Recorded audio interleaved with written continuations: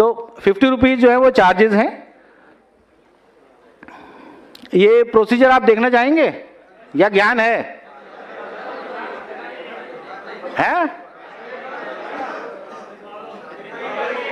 तो देख लो।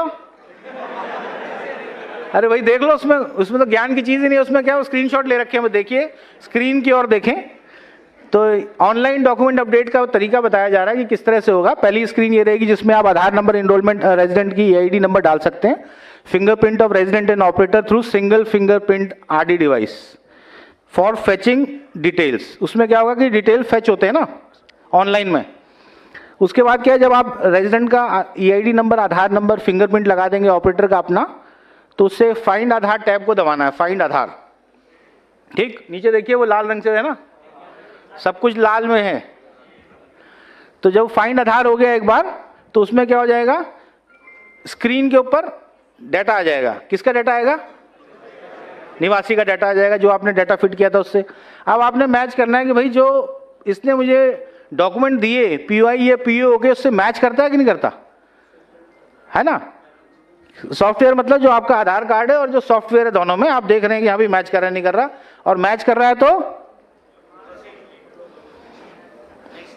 तो अगले कदम की ओर बढ़ेंगे। तो हाँ क्या आती है, दिक्कत क्या आ रही है? अच्छा, केयर ऑफ एक्चुअली पुराना वाला वो है, वो फादर नेम और हस्बैंड नेम नहीं आता उसमें। हाँ, चलिए इसके ऊपर अभी चर्चा करेंगे बाद में, पहले ज्ञान पूरा ले लो, उसके बाद प्रश्न उत्तर का जब सेशन होगा ना, उसमें इस पे चर्चा होगी। हाँ, तो उसमें क्या हो गया अभी, पीओ क्या बोला? हाँ विवेक जी क्या कह रहे हो? अच्छा, मैं कहा लंच बोल दिया, अभी नहीं है।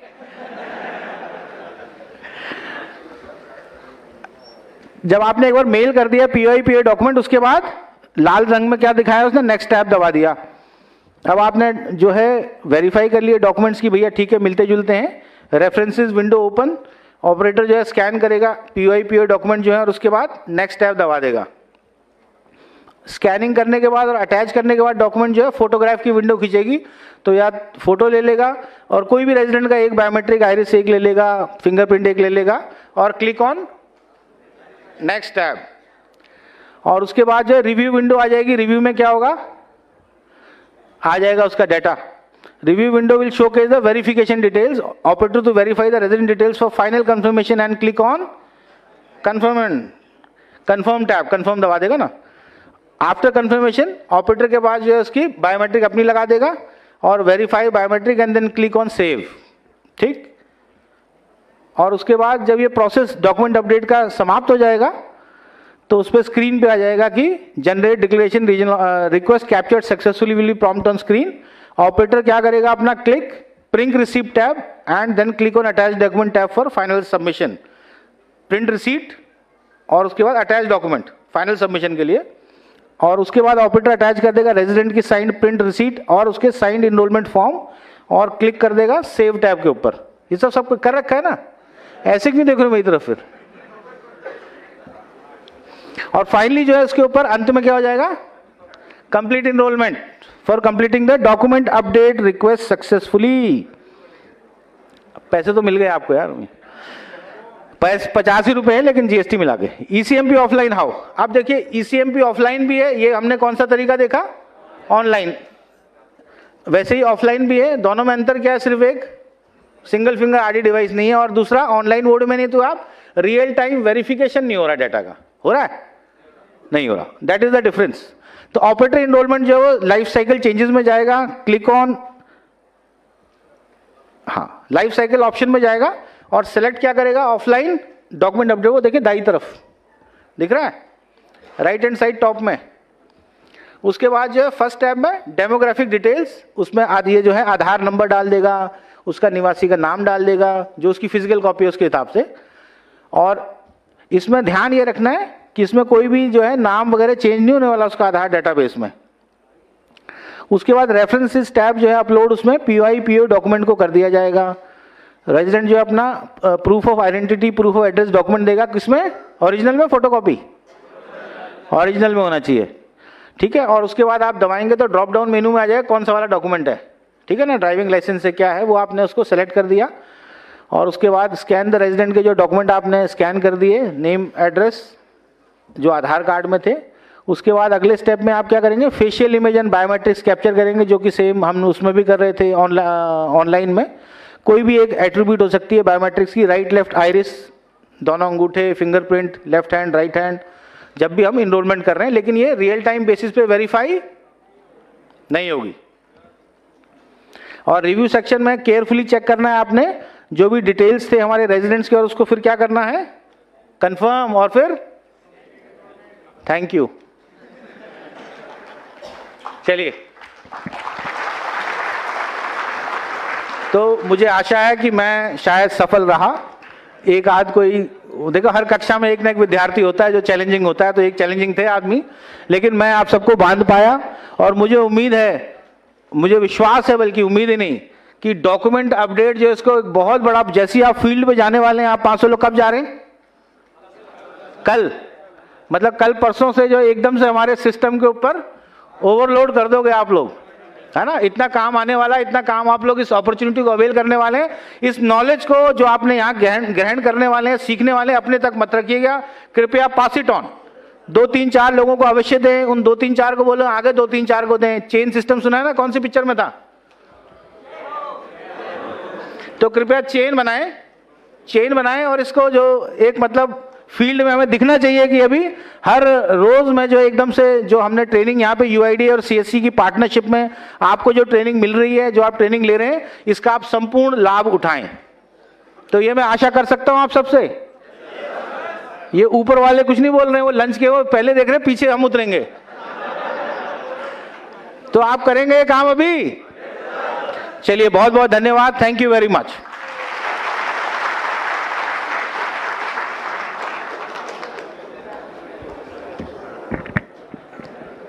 Thank you so much sir. एक नई ऊर्जा और जोश हमारे अंदर सर ने डाल दिया है, और जाके हम कोशिश करेंगे कि बहुत ही अच्छे नंबर्स और अच्छा काम करके दिखाएं। और जैसा सर बोल रहे थे, ट्रेनिंग से पहले हम लोग खाने ढक्कन नहीं खोलेंगे हम लोग, ठीक है, वो सीखने के बाद ही हम लोग उसकी शुरुआत करेंगे। तो कुछ और नए सेशंस के साथ कुछ और नई जानकारी लेंगे बिफोर द ब्रेक, ठीक है, तो ध्यान से सुनिएगा। तो एक बार फिर से मैं सर का धन्यवाद करता हूँ कि उन्होंने इतने अच्छे से हमें समझाया। अच्छा लगा, बात समझ में आई सबको। तो ये तालियां जो हैं, ये जो स्माइल है सभी लोगों के चेहरे पर, सर प्रूफ है कि आपकी बात उन तक पहुंची और ये जल्दी ही उनके काम में भी रिफ्लेक्ट होगा। Again thank you so much. तो चलिए आगे बढ़ते हैं। नेक्स्ट सेशन हम लोग बात करेंगे कि जो पेनल्टीज़ हैं इसमें, ये ध्यान से सुनिएगा। देखिए, सारी अच्छी अच्छी बातें नहीं करने आए, थोड़ा सा यहाँ पे हम कान भी खींचने पड़ेंगे अब जो नहीं काम अच्छे से करता है। सो पेनल्टीज़ भी कुछ लगेंगे इसके ऊपर कि अगर काम ठीक से नहीं होता है, तो उसके ऊपर मैं रिक्वेस्ट करूंगा, हमारे साथ श्री RVN श्रीनिवास सर हैं, डायरेक्टर UIDAI से, उनसे मैं रिक्वेस्ट करूंगा कि उसके बारे में आपको ब्रीफ करें। इनफैक्ट इसके बाद उनकी एक टीम भी है प्रॉपर जो आपको और जानकारी देंगे इसके बारे में। Sir please.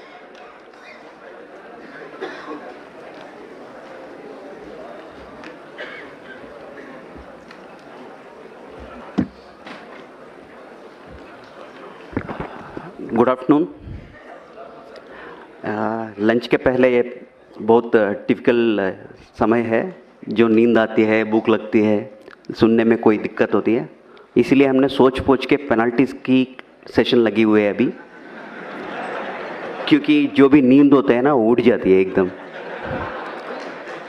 अभी तक रौटेला साहब और हमारा राकेश सिन्हा साहब बहुत अच्छी चीज़ बताया, और अभी मैं ये बोलना चाहता हूँ, there are 2 things I would like to flag. पहला क्या होता है कि ये डॉक्यूमेंट अपडेट प्रोजेक्ट में आप किसी प्रकार की स्टैंडर्ड सर्टिफिकेट मत लीजिए। Standard certificate is not accepted for document update project. ये डॉक्यूमेंट अपडेट प्रोजेक्ट हम इसीलिए कर रहे हैं कि जिसका पुरानी डॉक्यूमेंट्स हमारे पास नहीं है, अगर वहाँ भी हम स्टैंडर्ड सर्टिफिकेट अप्रूव करेंगे तो गलत बात है, उसका पर्यवसान बहुत कठिन होता है। तो इसीलिए कोई भी डॉक्यूमेंट अपडेट प्रोजेक्ट में आप स्टैंडर्ड सर्टिफिकेट मत लीजिए, पॉइंट नंबर 1। पॉइंट नंबर 2, अभी UIDAI हेडक्वार्टर्स ने बहुत सारा प्रेजेंटेशंस बन चुके हैं आपके लिए, सारी ट्रेनर्स के लिए, सारी ऑपरेटर्स के लिए। उसमें 8 प्रेजेंटेशंस है। उसमें 2 प्रेजेंटेशंस ऑलरेडी सिन्हा जी और राउटेला जी कवर कर लिया है। फर्स्ट प्रेजेंटेशन है एनरोलमेंट ऑपरेटर, मतलब एक एनरोलमेंट ऑपरेटर किस तरह के एनरोलमेंट करना है, उसमें क्या क्या देखना पड़ती है। लोग क्या होते हैं ना, छोटे मोटे गलती है सर इसमें क्या गलती, वो छोटे मोटे गलती आपके लिए हो सकता है मगर वो छोटे मोटे गलती हमारे लिए बहुत बड़ा बन सकती है। उसके ऊपर आप सब लोग कभी कभी बोलते हैं सर हमारा सस्पेंशन हो गया है, DOE 1 में हो गया है, DOE 2 में हो गया है, बायोमेट्रिक एरर में हो गया। आपको ये सब पता होना चाहिए आपका गलती कितना छोटा है और कितना बड़ा है। इसके ऊपर एक प्रेजेंटेशन है। सेकेंड थिंग, कुछ लोग पूछ रहे हैं कि सर नाम में चेंज करने पर भी रिजेक्ट हो रहा है। अगर मेरा नाम श्रीनिवास है, मैं अजय कुमार बनना चाहता हूँ, ये गलत बात है।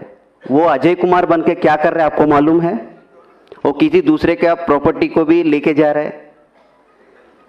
ये ऐसा स्थिति है ग्राउंड पे। इसीलिए आप जो भी नाम चेंज कर रहे हैं, मतलब श्रीनिवास से कोई दूसरा नाम से तीसरा नाम, ऐसा हो रहा है कि सोचो उस आदमी को सही डॉक्यूमेंट लेके आ रहे हैं कि नहीं आ रहे, वो सब सोच लो। उसका पर्यवसान बहुत कठिन होता है। दूसरा ये है कि इसीलिए हमने एक स्टैंडर्ड ऑपरेटिंग प्रोसीजर निकाला है। नाम कितने बार कर सकते हैं, डेट ऑफ बर्थ कितने बार कर सकते हैं, जेंडर कितने बार कर सकते हैं। अगर इसके पर भी किसी का डेट ऑफ बर्थ बार बार चेंज होता है क्या? मगर कोई आदमी आ रहा है, इसका मतलब क्या है? हम तो वो सोचना पड़ेगा ना। फ्रॉड भी हो सकता है, कभी हमने भी गलती कर लिया होगा ना, आंख बंद करके टकाटक मार लिया हो तो गलत हो गया होगा। देखो जो आदमी आ रहे हैं उनका गलती है या हमारा गलती है, ये भी देखो। थोड़ा उनका प्रॉब्लम क्या है वो एसेस करने के लिए कोशिश करिए। सेकेंड थिंग इज, इसके साथ हमारा QC में बहुत सारा रिजेक्शंस होता है। आप ये समझते होगी जो हम डॉक्यूमेंट यहाँ से अपलोड करेंगे वहाँ कोई देखने वाला नहीं है, हमको क्या फ़र्क पड़ने वाला वैसा कुछ नहीं होता है। आप यहाँ से जो भी कागज़ भेजते हैं नीचे पैकेट के साथ, वो सारी बैकग्राउंड में वेरिफिकेशन होता है। मैं आपको बोलता हूँ, मानने न मानो आपका बात है, डॉक्यूमेंट होता है, डॉक्यूमेंट को इस तरफ आगे साइड उनका प्रूफ ऑफ आइडेंटिटी होता है। फ़ोन पे बात करते रहे या कोई दूसरे बात करते रहो, उल्टा करके स्कैन करते हैं। मेरे को क्या आता है, वाइट पेपर आता है। ये DOE 1 है, क्योंकि जहाँ पे प्रूफ ऑफ आइडेंटिटी अपलोड करना था आपने सफ़ेद कागज़ अपलोड किया। ये तो एकदम फ्रॉड है। वो आप गलती से भी कर लिया होगा मगर it has a long lasting effect. दूसरा क्या होता है ना, किसी ने POA डॉक्यूमेंट दोनों दिया था आपको, एक के बाद एक स्कैन करना था, वो भी फ़ोन पे लगे हुए हैं, दोनों डॉक्यूमेंट लिया, स्कैनिंग वैसा हुआ कि पहला डॉक्यूमेंट आधा स्कैन हो गया, दूसरा डॉक्यूमेंट आधा स्कैन हो गया। आप जान ही नहीं देते हैं, वो गलत बात है। तीसरी बात यह है कि ये देखो मेरा 10 उंगलियां है यहाँ पे, ये दोनों में बायोमेट्रिक्स नहीं आ रहा है, मगर आप इसको कुछ लोग ऐसा समझते हैं कि हाँ ये एक्सेप्शन है, हम 8 उंगली को ले लेंगे बायोमेट्रिक और इसको एक्सेप्शन मानते। ये गलत है, बहुत बड़ा गलत है। इसका 2 उंगली है यहाँ पे, इसका उंगली नहीं है, वो अलग सी बात है, ये एक्सेप्शन बनती है, मगर ये एक्सेप्शन नहीं बनती है। इसके लिए भी अलग सा तरीका है। अगर किसी का रेजिडेंट आपके पास आया, उनका 2 उंगली का बायोमेट्रिक्स नहीं आ रहा है, उसको कैप्चर करना है तो डेटा, उसका प्रोसेस ही अलग है। मगर क्या होता है ना, इसको एक्सेप्शन में डाल देते हैं। It is a fraud once again, क्योंकि वहाँ पे उंगली है, आप इसको एक्सेप्शन मान रहे हैं, कहाँ से एक्सेप्शन आ गया। ये है one more presentation on this particular aspect. इसके बाद क्या होता है, राउटेला साहब ने बताया था कि किसी ने वो आपको फ़ोन पे बोलता है अभी आधा घंटा में आप नहीं करेंगे तो आपका दुकान बंद हो जाएगी, आपका क्लाइंट बंद हो जाएगी। ये सब क्या होता है, आपको मैसेजेस आता है ना क्रेडिट कार्ड्स वगैरह वगैरह में, आगे आधा घंटा में बिजली का बिल नहीं भरेगा तो आपका बिजली काट जाएगी। वो सब फॉल्स है ना, मालूम है ना आप लोग सबको। वैसा ही आपका सिस्टम को कोई एक्सेस कर रहे हैं तो आप एक्सेस क्यों कर रहे हैं, ये गलत बात है, ये भी नहीं करना चाहिए। इसके ऊपर टेक्निकल एस्पेक्ट्स, मतलब जो चीज़ आप करना है, जो चीज़ नहीं करना है, इंफॉर्मेशन सिक्योरिटी गाइडलाइंस क्या है, उसके ऊपर एक प्रेजेंटेशन है। इन एडिशन टू दैट, जो नीचे ग्राउंड पे लोग होता है ना, कभी कभी क्या होता है ना, आपको लगता है ये बहुत ट्रिवियल है, इंटरनेट केबल उस दिन ठीक से नहीं लगाया होगा, बोलते हैं आधार वाले ने आज सर्वर चालू नहीं किया, मेरे को सिस्टम नहीं ऑनलाइन हो रहा है। वैसा भी स्थिति है ग्राउंड पे। छोटे मोटे चीज होता है, कभी कभी आपका सिस्टम को रीस्टार्ट करना पड़ता है, एक सर्विस को रीस्टार्ट करना पड़ता है, वो कुछ भी नहीं करते हैं, बोलते हैं आज आधार का सर्वर काम नहीं कर रहे, वो गलत बात है। ये छोटे मोटे, बहुत छोटे मोटे चीज है जो हम मोबाइल सब लोग यूज करते हैं, अगर कुछ हैंग हो गया तो रीस्टार्ट करेंगे तो काम करते हैं। वैसा कुछ चीजें हैं जहां पे आपको ध्यान दे के जो आपको 5-10 मिनट में प्रॉब्लम सॉल्व कर सकते हैं। मगर क्या होता है ना, लोग सोचते हैं कि ये गलत हो गया कुछ, आज सिस्टम नहीं चल रहा है, ये भी गलत है। इसके ऊपर एक प्रेजेंटेशन है, टेक्निकल एस्पेक्ट्स, मतलब आपकी क्लाइंट को कैसा देखना है, उसमें छोटा मोटा प्रॉब्लम्स आ गया तो कैसा करना है। तीसरा प्रेजेंटेशन ये है कि आपको हर दिन जीपीएस आपको सिंक करना होता है, मगर क्या होता है ना, कभी कभी जल्दीबाजी में आप जीपीएस कनेक्ट करने के टाइम पे उसका जो समय देना है 30 सेकंड या 15 सेकंड का टाइम देना है, आप नहीं देते हैं। आपका लैटिट्यूड लॉन्गिट्यूड आता है 00 00, लैटिट्यूड लॉन्गिट्यूड कहाँ पे है, इक्वेटर पे है, वो इंडिया में है क्या? जो उस दिन आपने मान लो 300 पैकेट्स कर लिया, 200 पैकेट्स कर लिया, सब खराब हो गया क्योंकि ये इंडिया में नहीं हुआ है। हमको ये मानता है कि हमारा इंडिया का लैटिट्यूड लॉन्गिट्यूड आएगा तो हम प्रोसेस करेंगे, मगर आप 00 लैटिट्यूड लॉन्गिट्यूड ले ले या कोई दूसरे जगह का लैटिट्यूड लॉन्गिट्यूड, ये सब क्या होता है ना, जल्दबाज में होता है। ऐसा काम बंद करिए। थोड़ा थोड़ा सा 2-3 मिनट का टाइम दे दिया तो, सब लोग ऐसा नहीं कर रहे, 1% 2% ही लोग करते हैं वैसा, वो भी जानबूझ के नहीं करते हैं। जहाँ पे टेक्निकल एस्पेक्ट्स पे ध्यान देना है वो नहीं देगा तो ये ऐसा छोटा मोटा एरर्स होता है। ये आपके लिए भी कष्ट है, जो आपके पास काम करने के लिए आया था उसका भी कष्ट है। ये बोलेगा अगर इसके शॉप में जाएंगे तो कभी भी मेरा आधार नहीं आता है, ये भी फैला जाता है तो आपके पास कोई भी नहीं आता है। देखो छोटा सा चीज कितना महंगाई पड़ जाएगी। Now coming back to our original presentation, मैंने इतना सारा बोल दिया, मैंने DOE1 एरर, नाम क्यों नहीं चेंज करना है, जेंडर क्यों नहीं चेंज करना है। कभी कभी क्या होता है ना, आपको मालूम है उसने गलत डॉक्यूमेंट लाया हुआ है, वो बोलता है, जबरदस्ती करता है आपके ऊपर, ये डॉक्यूमेंट अपलोड करो, आप करते हैं, मगर अगर वो आदमी सही नहीं है तो उसका क्या होता है, उसका रिपरकशन ज़्यादा होता है, आपको देखना पड़ेगा इसको, देख कैसे होगा। सो उस स्थिति में क्या क्या कंप्लेन, अगर जानबूझ के किया या आपने जबरदस्ती में किया, अगर कहीं वैसा गलती काम हो गया तो व्हाट इज द रिपरकशंस, मतलब आपके ऊपर क्या क्या पड़ सकता है। ये डराने के बात नहीं है, आपको ये सब मालूम होना चाहिए। शायद अभी तक आपको किसी ने बताया नहीं होगा, इसलिए हम बता रहे हैं। हमारा ये उद्देश्य है कि आप सबको ट्रेनिंग होना चाहिए, ये ट्रेनिंग के पार्ट है, या किसी को डराने का या घबराने का बात नहीं है, वैसा मत सोचिए। अगर आप आधार सिस्टम में काम कर रहे हैं, 3 acts are applicable. First is Aadhaar act, second is IPC Indian penal code, third is information technology act. ये तीनों एक्ट के ऊपर FIR डाल सकते हैं अगर गलती बहुत बड़ा है तो। ये किस तरह का गलती हो सकते हैं? पहला वाले अनऑथराइज्ड ऑपरेटर, अगर किसी सेंटर पे, आधार सेंटर पे आपका बॉस बाहर जाते हुए आपको गम्मी फिंगर दे के जाते हैं, वो यूज करते पकड़े गए तो section 36 and 42 of Aadhaar act, section 66 of IT act, section 419, 420, 468, 471 IPCR चालू हो सकता है। ये इसके कुल मिला के 14 साल हो सकता है। तो ये ऐसा कभी सोचना मत, मतलब अगर किसी ने भी आपको बोलेगा अरे यार मैं भाई 1 घंटा के लिए बाहर रहा हूँ, ये गम्मी फिंगर ले लो, काम करो, मना कर लो, बिल्कुल मना कर लो। वैसा काम बिल्कुल ही नहीं करना है, सोचना भी नहीं है। आपको कभी कभी क्या होता है ना, आपको CSC सेंटर होता है कई सेंटर पे, उस दिन घर में कुछ शादी है, कुछ काम है, क्या करते हैं, हाँ यार सिस्टम लेके घर में करेंगे, क्या फर्क पड़ेगा। हमको सब पता चलता है आपका सिस्टम कहाँ होना है। आप सुबह सुबह GPS सिंक करते हैं ना, तब मेरे को पता चलता है आपका सिस्टम कहाँ पे है। वो सिस्टम से मैं सोचता हूँ ये यहाँ पे है या कहीं दूसरा जगह काम कर रहे हैं। मतलब जहाँ पे आप काम करना चाहिए वही काम करना है। अगर सिस्टम लेके घर में करो या राजस्थान ऑपरेटर जाके दिल्ली में काम करो, दिल्ली वाले जाके जम्मू कश्मीर का काम करो, वैसा नहीं करना चाहिए। अगर उस तरह का काम करेगा तो फिर से उसके ऊपर ये सारी सेक्शंस चालू हो सकता है। ये सब मत करना है। Next one is ECMP client operator compromised. ये देखो अभी बोल रहा हूं मैं, आप किसी को आपका रिमोट डेस्क दे दिया, आपने आपका सिस्टम को कॉपी कर लिया, इसमें आपको कोई दोष नहीं है, गलती नहीं है, मगर क्या हो गया, आप उसका पार्टी बन गया।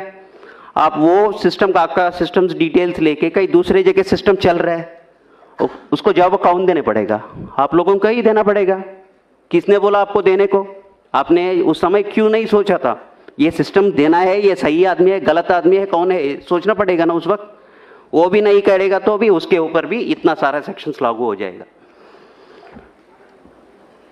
अगर आपके पास बहुत लोग आते हैं, किसी ने, मैं आपके पास आया था, मैं अपना POA डॉक्यूमेंट्स आपको दिया था, आपने मेरा आधार पैकेट बनवाया था। अगर आप उस समय एक एक्स्ट्रा जेरॉक्स कॉपी निकला या किसी को आपकी पास जो भी रेजिडेंट्स आ रहे हैं उसका आइडेंटिटी इंफॉर्मेशन किसी दूसरे के साथ शेयर कर लिया, वो बहुत बड़ा गलत है, वैसा मत करिए। Section 37 of Aadhaar act is applicable in such case. मतलब आपके पास कोई भी आ रहा है आदमी, उनका जो भी डिटेल्स है, वो पर्सनल डिटेल्स है या एड्रेस डिटेल है, जो कुछ भी है वो किसी के साथ नहीं शेयर करना है किसी भी स्थिति में। वो RO पूछेगा, RO को बोलना पड़ेगा, इसके मतलब नहीं है RO को नहीं बोलेंगे, नहीं, जब इंक्वायरी आएगा RO को बोलना ही पड़ेगा। मतलब आपस में किसी दूसरे के साथ वो किसी का डिटेल्स नहीं शेयर करना है। अभी तक सर ने बताया कि फोन करेंगे हम, अगर 5 लोग बोलेगा कि हाँ ये ज़्यादा चार्ज कर रहे हैं, हाँ हो जाएगा, डिसएसोसिएशन हो जाएगा, सस्पेंशन हो जाएगा, फिनेंशियल पेनल्टीज लग जाएगी। ये सब क्यों करना है? जब आपको सरकार ने नोटिफाई किया था इतना ही पैसा लेना है, उतना ही पैसा ले लीजिए ना। अगर 1 भी रुपए ज़्यादा ले लिया उसके पर्यवसान के ऊपर, ये देखो section 42 of the Aadhaar act will be applicable on that. ये सब सेक्शंस, इसका सजा वगैरह वगैरह सब आपकी आधार का जो किताब है ना, छोटा किताब है ना, उसमें सारी इसका इंफॉर्मेशन मिला है। ये देखो, appropriating the identity of an Aadhaar number holder by changing और attempting to change the demographic और biometric information of an Aadhaar number holder. ये मैं वो ही बोल रहा हूँ, किसी दूसरे का आधार व्यक्ति का, मान लो मेरा नाम श्रीनिवास है, मेरा, आपको मालूम है मेरा नाम श्रीनिवास है, कोई मैं आके आपको बोला अरे यार मेरा नाम श्रीनिवास से कुमार राकेश सिन्हा कर लो, मैं कुछ काम करना है उसके नाम पे बोल के बोलेगा, तो आप उसमें पार्ट मत लेना। वो सारी वैसा ट्रांजैक्शंस को, सस्पिशियस ट्रांजैक्शंस है, उसको एंकरेज मत करो और से strong on such transactions and don't encourage such transactions, उसका बहुत बड़ा असर हो जाता है। दूसरा यह है कि pretending to be an agency unauthorised to collect identity information of a resident. आप CSC पहले था, अभी किसी के कारण से आपका डिसकंटिन्यूएशन हो गया है, आप लोगों को ये मत बताना कि हाँ अभी भी मैं आधार का ऑपरेटर हूँ, मैं काम कर सकता हूँ, आपका ये करवा सकता हूँ, वो करवा सकता हूँ बोल के मत बताना। अगर वो भी करेगा वो भी गलत है, उसका भी पेनल्टी 3 साल की है सज़ा है और 10,000 की पेनल्टी है। और दूसरा ये है कि intentionally transmitting information collected during enrolment authentication to unauthorised person. मतलब आप पहले भी वही बताया था, किसी के साथ आप इंफॉर्मेशन शेयर करेगा तो 3 साल की सज़ा और 10,000 का पेनल्टी, कभी कभी 1 लाख की पेनल्टी भी हो सकता है कि कंपनी के ऊपर, अगर कंपनी इन्वॉल्व है तो उसमें। ये unauthorised access to central identity data repository, मतलब कोई दूसरा की तरफ से कंप्यूटर के साथ कोई सॉफ्टवेयर, डुप्लीकेट सॉफ्टवेयर यूज करके जो भी करेगा वो सब ऑलरेडी एक्ट में इंक्लूडेड है। अगर कोई भी इसमें जानबूझ के या गलती से भी आप इसमें इन्वॉल्व हो गया तो इसका पर्यवसान बहुत अलग सा है। इसलिए अब जो भी इंटेंशनली और intentionally don't get involve in that activities. अगर जो भी टैंपरिंग ऑफ डेटा करना चाहते हैं, मतलब डेट ऑफ बर्थ मेरा है 2005, मैं आपको बोलता हूँ 2010 करवा लो भाई, अगर वो कुछ प्रोसेस में कुछ करना शुरू कर लिया, वो भी बड़ा imprisonment up to 10 years in such cases, वो वैसा मत करिए। Unauthorized use of identity information of an individual by requesting entity or offline verification, ये क्या है ना, कभी कभी सर ने सुबह बताया था ना, एक आइडेंटिटी कैसा पता होना चाहिए, QR कोड स्कैन करने से उनका आइडेंटिटी पता चलेगा। अब QR कोड स्कैन करके कोई दूसरे वाले को ये मत बताना इनका इन्फॉर्मेशन डिटेल्स क्या है, जिसका चाहिए वो करेगा, आपका नहीं है, जिम्मेदारी नहीं है वो। Failing to comply with requirements of the Aadhaar act, मतलब CSC के ऊपर आपके बहुत जिम्मेदारी है, आप CSC के लिए काम कर रहे हैं, मतलब इसके आपके ऊपर भी बहुत सारे जिम्मेदारियां हैं। आप अगर वो कंप्लाई ना करेगा तो उसके ऊपर भी पेनल्टीज होता है। In addition all these things, कोई भी तरफ का एक्सप्लिसिटली नहीं डिफाइन किया हुआ है, कोई भी गलतियां है जिसमें एक्शन करना है उसका भी इम्प्रिजनमेंट पनिशमेंट है। ये आपको सबको पता होना चाहिए, क्योंकि इतना बड़ा प्रोजेक्ट कर रहा है, इसमें कष्ट भी होते हैं और हमारा इसके लाभ भी होते हैं। लाभ हम सबको मालूम है, कष्ट और नष्ट भी सबको मालूम होने से क्या होता है, हम ठीक से काम कर पाएंगे। जो हम सोचते हैं छोटे मोटे गलतियां हैं, वो छोटे मोटे नहीं होते हैं, उसका असर बहुत अलग सा होता है। अब तक तो मैं आधार एक्ट का पेनल्टीज बताया था। आधार एक्ट के साथ आईपीसी पेनल्टीज भी चालू होता है कभी कभी। पनिशमेंट फॉर क्रिमिनल कॉन्स्पिरेसी, अगर किसी ने स्टैंडर्ड सर्टिफिकेट दुकानदार वाले से ये करके, हाँ वहाँ जाके स्टैंडर्ड सर्टिफिकेट लेके आइए आपका आधार अपडेट बन जाएगी बोलेगा, वैसा एंकरेज करेगा तो वो भी अलग सी बात है। Whomsoever is party to criminal conspiracy to commit an official offense punishable with death or rigorous imprisonment, कुछ भी हो सकता है। अब पढ़ लीजिए, अंग्रेजी पढ़ लीजिए, ये सब इंटरनेट में भी आपको मिलता है। आपको बस ध्यान देना है, अगर इसके ऊपर आप गलती करेंगे तो उसका पर्यवसान क्या होता है। Section 419 punishment for cheating by personation, अगर आप किसी का नाम लेके जाके आधार में अपना डिटेल्स अपडेट करके, मैं वही बोल रहा हूँ ना, मैं श्रीनिवास हूँ, राकेश कुमार सिन्हा बनना चाहता हूँ, वो चीटिंग है। अगर वो भी आप जानबूझ के या बिना जानबूझ के भी आप उसमें शामिल हो गया, उसका पर्यवसान सीरियस होता है।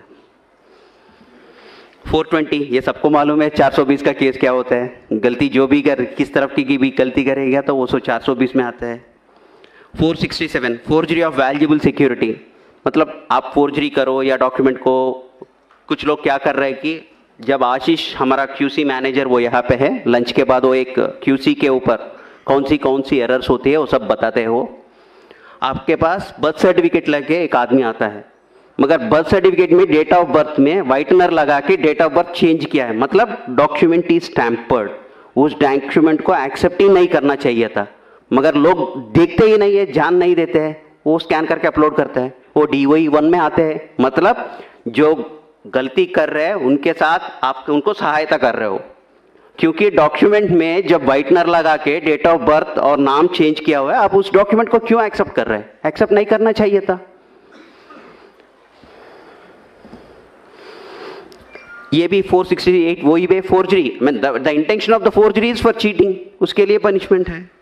471 यूजिंग ए जेन्युइन फोर्ज्ड डॉक्यूमेंट और इलेक्ट्रॉनिक रिकॉर्ड, मतलब आपको ये मालूम है ये जेन्युइन रिकॉर्ड नहीं है, फिर भी आप यूज कर रहे हैं इसको आधार जनरेट करने के लिए। सर ने बताया था ना सुबह 11% आपका रिजेक्शन हो रहा है, मतलब आप 10 लाख ट्रांजैक्शंस कर रहे हैं, उसमें 1,10,000 ट्रांजैक्शंस आर गेटिंग रिजेक्टेड, उसमें 9% of the documents are rejected for want of the proper documents, list of applicable documents. आप लिस्ट ऑफ एप्लीकेबल डॉक्यूमेंट्स से नहीं करते हो, कोई दूसरा डॉक्यूमेंट लेके करते हो, that is a serious offence. In addition to that, जो मैंने बोला था ना, वो white paper scanning, dual scanning of 2 papers एक साथ, जो टैम्पर्ड डॉक्यूमेंट, कभी कभी नाम में गैजेट नोटिफिकेशन भी एडिटिंग कर रहे हैं एडोब फोटोशॉप के साथ। अगर कोई भी आपके पास गैजेट नोटिफिकेशन लेके आ रहे हैं, आप देख लो वो सही है कि नहीं है, क्योंकि लोग उसके भी फोटोशॉपिंग करके आ रहे हैं। थोड़ा ध्यान से रहिए, वो बहुत बड़ा ये पंगा हो जाएगा। आप जो भी डॉक्यूमेंट, कोई भी प्रकार के डॉक्यूमेंट लेके आपके पास आ रहे हैं, specially name change, date of birth change, gender change का कोई भी आ रहा है, अगर वो कोई भी डॉक्यूमेंट लेके आ रहे हैं और उनका एक्सेप्शन हैंडलिंग प्रोसेस में आ रहे हैं, मतलब उनका इंटेंशन सही नहीं होगा। कभी कभी आप देख लीजिए उनका डॉक्यूमेंट सही है कि नहीं है, अगर आप संतुष्ट नहीं है तो आप सीधा सीधा बोल दीजिए कि सर ये डॉक्यूमेंट से मेरे दुकान में नहीं होगा, मेरे सेंटर में इसका अपडेट नहीं चलेगा। सीधा बताइए, कोई गलती नहीं है उसमें। मगर आप जहाँ आप फील होते हैं कि ये डॉक्यूमेंट करने से मेरे को कोई अच्छा नहीं लग रहा है, मेरे को कुछ डाउटफुल लग रहा है, सस्पिशियस लग रहा है, आप उससे दूर रहिए ना, उसमें इन्वॉल्व ही मत हो जाइए उसमें। नाउ हमने अभी तक आधार एक्ट का कानून का सेक्शन सुन लिया, आईपीसी का सेक्शन सुन लिया, अभी है आईटी एक्ट। ये तीनों एक्ट एक ही साथ लागू होता है। अगर किसी ने गलती किसी प्रकार की भी कर लिया तो तीनों एक्ट एक ही साथ लागू हो सकता है। Section 65 tampering with computer source document, मतलब वही है, कंप्यूटर में स्कैन करके अपलोड कर रहे हैं, वही है। सेक्शन 66 कंप्यूटर रिलेटेड ऑफेंसेस, ये वही है कंप्यूटर के साथ, अगर किसी ने डुप्लीकेट सॉफ्टवेयर बनाया उसके ऊपर काम कर रहे हैं, वो भी एक सेक्शन है। Punishment for sending offensive messages through communication service. आप कभी कभी देख लिया होगा व्हाट्सएप ग्रुप्स में या यूट्यूब वीडियोस में देखा होगा, आप मेरे को 500 रुपये दे दो और मैं आपका DO भी अपडेट करवा लेता हूँ, मैं आपका आधार कार्ड PVC कार्ड बनवा के दे देता हूँ। बहुत सारे वेबसाइट चलता रहते हैं, उसमें आप प्रमोट मत करिए। आप उस वैसा मैसेज कुछ भी आया आप RO को रिपोर्ट करिए, ये आपकी जिम्मेदारी है। वैसा कोई फेक वाला वेबसाइट या SMS या व्हाट्सएप टेक्स्ट मैसेज चक्कर मार रहे तो आपको जिम्मेदारी है RO को इन्फॉर्म करने के, क्योंकि वो इन्वेस्टिगेट करके उसके जो भी एक्शन लेना है वो करेगा। जब तक आप नहीं बताएगा तो, क्योंकि हमको भी सारी चीज़ें नहीं मालूम पड़ता है, आपका जिम्मेदारी भी है हमको बताना है ऐसा काम चल रहा है सर, इसको थोड़ा देख लीजिए सर, ये डाउटफुल केस है। This is one more section. Another section is 66B, punishment for dishonestly receiving stolen computer और कम्युनिकेशन डिवाइस। अगर किसी ने आपको बोला है कि आधार किट, आपको मालूम है आधार किट जिम में मिलता है, अगर किसी ने आधार किट कहीं दूसरे जगह से लेके आपको बोल रहे कि ये 1 लाख का किट है मैं आपको 10,000 में दूंगा, लेके काम कर लो, मत करो वैसा, वो भी इसमें पड़ सकता है। Section 66C, punishment for identity theft. मैं वही बोल रहा हूँ ना, श्रीनिवास बन गया अजय कुमार, वो तो अलग सी अब आइडेंटिटी थेफ्ट की बात है। वो मेरा आइडेंटिटी बदल रहा हूँ, किसी का आइडेंटिटी लेके किसी को दूसरे को दे रहा हूँ, कोई डेथ पर्सन का आइडेंटिटी लेके कोई दूसरे को दे रहा हूँ, ये सब थोड़ा देखना पड़ेगा। Punishment for cheating by impersonation using computer source, बस वही है, कोई कंप्यूटर का डॉक्यूमेंट लेके, कंप्यूटर के हिस्सा लेके हमने किसी का आइडेंटिटी चेंज करने का, बदलाव करने का कोशिश किया तो that is a very punishable, seriously punishable offence. बस इतना ही है। आप